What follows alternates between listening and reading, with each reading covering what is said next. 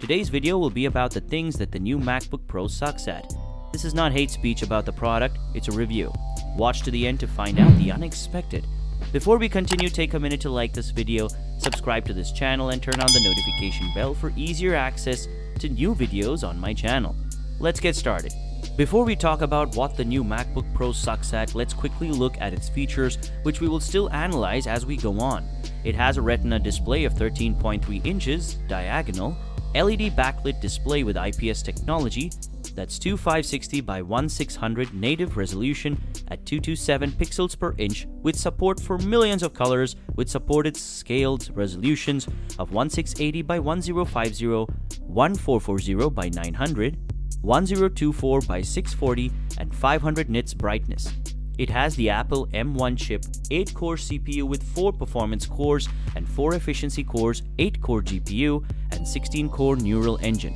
Its battery and power are up to 17 hours wireless web and 20 hours of iTunes movie playback. A built-in 58.2 watt-hour lithium polymer battery. You can check it out to see its other features. Again, note that this review is not to tag the MacBook Pro as bad, it's an analysis of what it sucks at. Apple's 14-inch and 16-inch MacBook Pro laptops were launched on October 25, 2021, and there have been a series of testing of the two models since it was launched. Apple 14-inch MacBook Pro was completely redesigned from its old look to a newer, more rounded design. In looks, the 14-inch model is similar to the thin and light version of the 15-inch Apple's plastic MacBook that were discontinued in 2011. The new MacBook Pro lacks Bootcamp. Bootcamp Assistant is a multi-boot utility included with Apple Inc.'s Mac OS that assists users in installing Microsoft Windows operating systems on Intel-based Macintosh computers, but the new MacBook Pro does not have this. The reason why the new MacBook Pro does not have a Bootcamp is because of Microsoft itself. Apple said that everything is ready to go and they're waiting on Microsoft, but it turns out that Microsoft made a secret deal with Qualcomm for the Windows ARM. But the deal will be coming to an end soon. But we don't know yet if Microsoft will allow Windows to be installed on the MacBook Pro because it will cause fewer sales for PC devices. Another weakness that the new MacBook Pro has is gaming. The new MacBook Pro is really fast for gaming, but that is if the game supports both ARM versions of Mac OS and is optimized. MaxTech says that the GFX bench shows how well the Macs can run, being super close to an RTX 3080, and the same thing goes for the 3D Mark's latest cross-platform test Wildlife Extreme. The M1 Max only uses up to 46 watts in a 16-inch MacBook and usually run at about 43 at 100, whereas the RTX 3080 is best optimized at 105 watts and the 165 watts full power version isn't that much more powerful. And if you unplug one of those machines, they drop down to a similar version of 46 watts, but with way less performance than the M1 Max. When it comes to gaming, only a handful of good games only perform similarly to an RTX 3080. In summary, 99% of games do not run well on the new MacBook Pro, and even Mac OS games that have been optimized still have bad performances. For gaming, Rosetta of the M1 Max cannot keep up with the high performance of M1 Pro and M1 Max graphics. So to get games to run properly on the new MacBooks, it might require a lot of work. Apple GPUs do not have hardware retracing at all. The PC laptop's raw graphic runs beat that of the new MacBook Pro. When it comes down to things that need raw power, like denoising raw videos, PCs still show a big performance leap over the MacBook Pro. You cannot use an eGPU with the new MacBook Pro, so you're limited to the power in your laptop. According to Todd Haselton of CNBC Tech, he said that he tested the 14-inch model at the time it was launched, and this was his review. It's the nicest Apple laptop I've ever used and has way more power than I know what to do with. You need to know that about it. I discovered that the new MacBook Pro has upgraded its design and function. It now has the ports that were removed in 2016. There's no need to plug in adapters for cameras and card readers. The keyboard has also been upgraded and it can now be used without worrying that it will break. Both models now have nicer screens, an HDMI port, SD card slots, and faster Apple M1 Pro or M1 Max processors. The new MacBook Pro are Apple's most high-end laptops and are available in stores. They're beloved by people who do heavy photo and video editing and by developers who need a Mac to create apps for Apple's products like the iPhone. The 14-inch model starts at $2,000 while the 16-inch version starts at $2,500. They also have 3 Thunderbolt 4 ports, for adding things like external monitors and other accessories.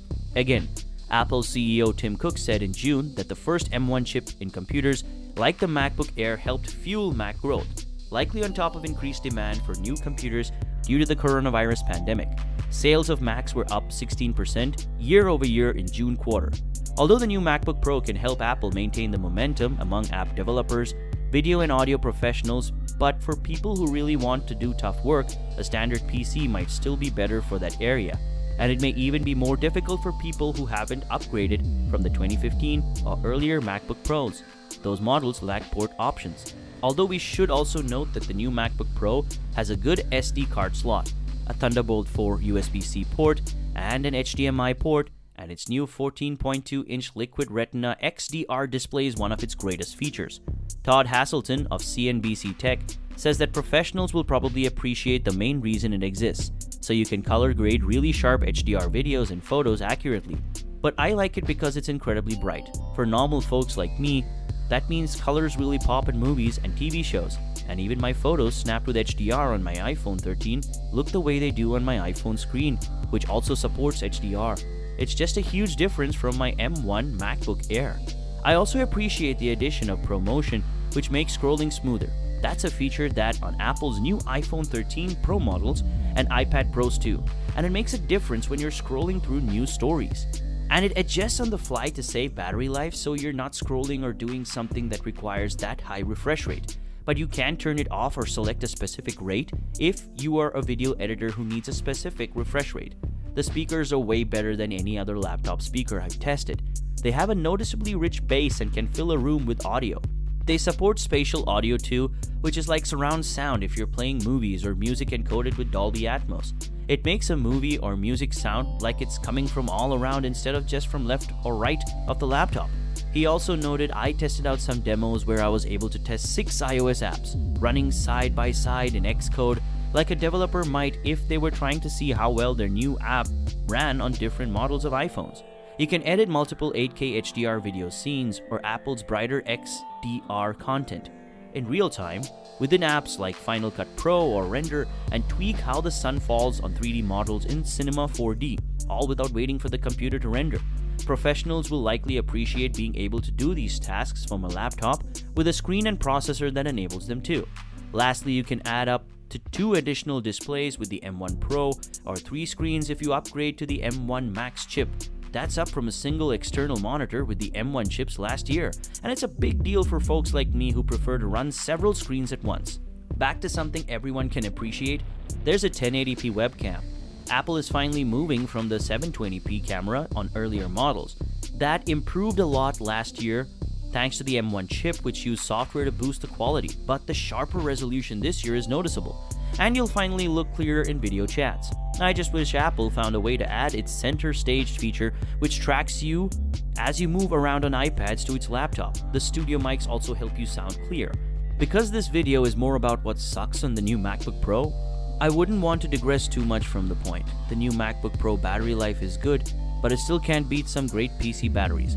Apple promises up to 17 hours of battery life for HD video playback, and it was confirmed that it loses about 23% of battery life every 4 hours of video playback. Video rendering will cut that down, for example, but anyone who needs this for web browsing and document editing should get through a workday just fine. The Touch ID fingerprint reader of the new MacBook Pro is good even if it doesn't have face recognition as stated earlier. Face ID would allow the laptop to boot right to your desktop quickly, and some Windows laptops like Microsoft Surface products have a similar facial recognition option to Windows Hello. Let's note that this laptop is best suited for professionals who need all of the ports, added power, and display tech that isn't available in Apple's other laptops. The M1 MacBook Air is still a laptop for most people, and it costs less than $1,000. In conclusion, the new MacBook Pro, despite its weakness, is still a very good product and should not be underrated. I believe there's still space and time for optimization and upgrading of the MacBook series to come. Remember that this is not hate speech about the product, it's a review. We love Apple and we hope to see more products from them. We've come to the end of today's video on the things that the new MacBook Pro sucks at. Thanks for watching this video, and don't forget to like the video and subscribe to the channel. Turn on the notification bell for more juicy details. Let me know what you think in the comment section below. Goodbye.